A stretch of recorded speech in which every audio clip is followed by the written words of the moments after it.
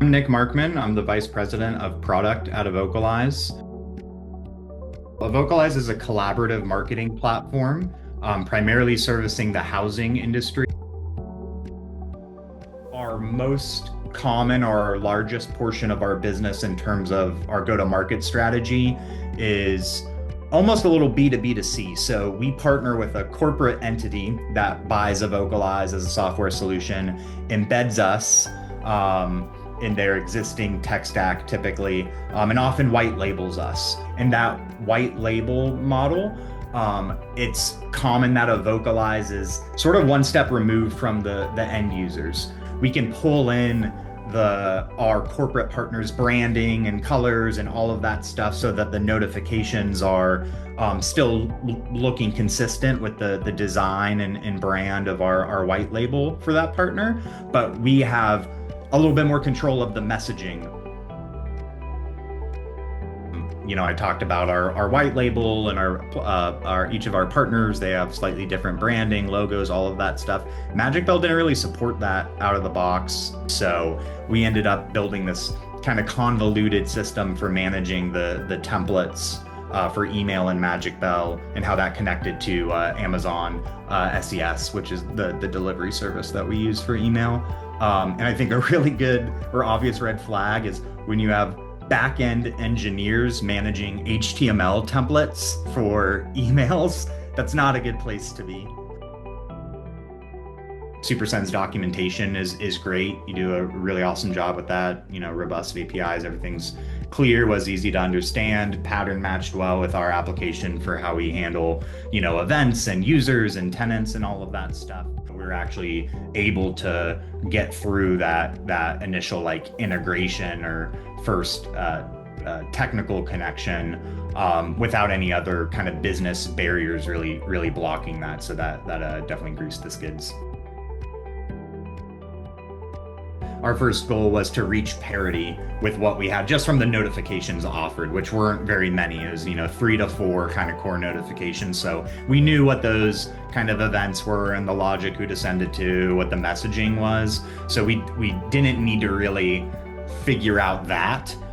We just had to take what we were doing and adapt it to the SuperSend world. So I think we got the bulk of everything really done in one sprint. I set this workflow up myself, so it's nice to be able to do all of that flexibly. And then the engineering requirements basically just were, we need an event when a user logs in for the first time, and we need to send data to this API that we might need to use in the workflow or the messaging. Thing we really appreciate about SuperSend now is the logs, the detailed information we can get, alerts when things fail. If any errors have come up that we get notified of from that SuperSend email that I mentioned, you can click right in, take a look at what's going on. It's very detailed, right? You can get the high level information of just, here's this time period, how many succeeded, partially succeeded, or failed. But then you can drill in and look at a failure and see what went wrong across kind of every step of the workflow. So that's very granular. We're looking at folks that came back in to Evocalize from a notification. So consider them like notification engagers, and we compared that to just non-notification engaging purchasers. So still customers that are buying ads through us. They've at least purchased one program over that time period.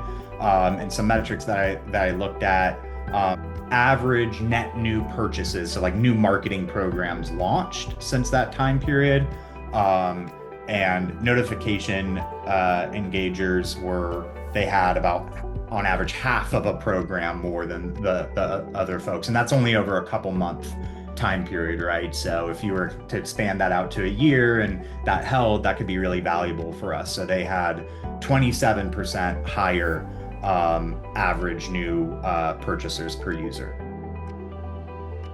It's always a good sign when you're not needing to hop on a bunch of calls with a partner as you're, for example, we didn't have like say a weekly status sync or check-in to march through implementation tasks, right? Like our engineers were able to look at the docs. I think we might have had one kind of technical call during like before we started implementation.